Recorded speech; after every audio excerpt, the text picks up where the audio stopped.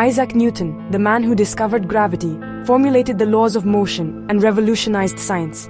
His name is synonymous with genius, but here's something most people don't know about him. Newton died a virgin. That's right. Despite being one of the greatest minds in human history, Newton never married, had no known romantic relationships, and likely never pursued intimacy. But why? Was it by choice? Or was there something about Newton's personality and lifestyle that kept him away from relationships? Let's dive into the fascinating life of the genius. Isaac Newton was born on January 4th, 1643, in Woolsthorpe, England. His early life was anything but easy. Newton's father died before he was born, and his mother remarried, leaving him behind to be raised by his grandparents. This abandonment left a deep mark on him, shaping his personality into one that was solitary, introspective, and fiercely independent. Newton didn't enjoy the typical social activities of his peers. While other children played games, Newton spent his time building mechanical devices, crafting sundials, and observing nature. Even as a young boy, he was obsessed with understanding how things worked. His reserved nature carried into adulthood.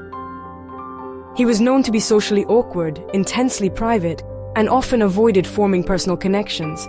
Some historians describe him as emotionally detached, which explains why he never pursued romantic relationships. So why did Newton never marry or have romantic relationships? The simplest answer is that he didn't have the time or interest for it. Newton was completely consumed by his work. He spent endless days and nights focused on solving some of the greatest mysteries of the universe. For example, he devised the laws of motion, which explain how objects move and interact.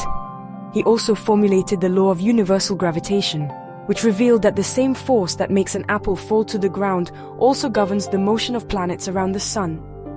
And if that wasn't enough, Newton invented calculus, a branch of mathematics so powerful it became the foundation for modern physics and engineering. He even made groundbreaking discoveries in optics, proving that white light is made up of different colors. Newton's obsessive focus on his work left little room for relationships. In fact, he once said, "If I have done the public any service, it is due to my patient thought." For Newton, science and discovery were his only passions. He saw relationships as a distraction from his life's work. Newton's social life, or lack thereof, was another reason why he remained single. By all accounts, Newton was difficult to get along with. He was known to be stubborn, argumentative, and even paranoid at times. He often clashed with his colleagues, including Robert Hooke, with whom he had a famous feud over credit for discoveries in physics, and Gottfried Wilhelm Leibniz, who contested Newton's claim to inventing calculus. Newton also had a deep distrust of people. He once burned a stack of important papers because he feared they would be stolen. His reclusive and secretive nature meant that he rarely allowed anyone to get close to him. Interestingly, Newton lived with a fellow scholar named John Wickens for over 20 years while at Cambridge. Some have speculated about the nature of their relationship, but historians generally agree that it was strictly platonic. It seems Newton simply preferred the company of books and experiments to that of people. Another aspect of Newton's life that likely influenced his celibacy was his strong religious beliefs. Newton was deeply spiritual and spent much of his time studying theology alongside science. He even wrote more about religion than he did about physics or mathematics. While Newton rejected some doctrines of the Church of England, he believed in living a disciplined and morally upright life. Celibacy might have been a conscious decision, aligning with his religious principles. It's also important to understand the cultural context of Newton's time. In the 17th century, scholars and clergy often remained unmarried to focus on their work or religious duties. Newton's celibacy wasn't as unusual then as it might seem today.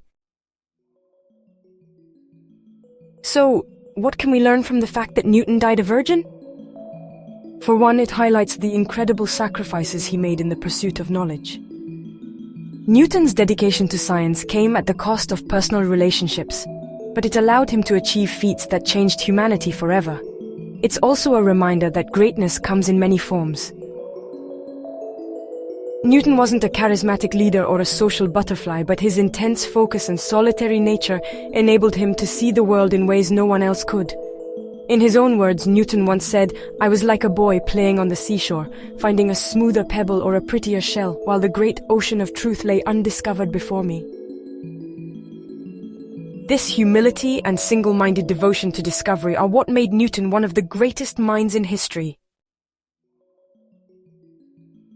Isaac Newton's life was anything but ordinary. His celibacy isn't just a quirky fact, it's a window into the mind of a man who prioritized knowledge over all else. So, the next time you marvel at the laws of motion or the concept of gravity, remember the man behind the discoveries, a solitary genius who reshaped our understanding of the universe. If you enjoyed this video, don't forget to like, share, and subscribe for more fascinating stories about history's greatest minds. And let us know in the comments, what do you think about Newton's life and his remarkable sacrifices? Thanks for watching.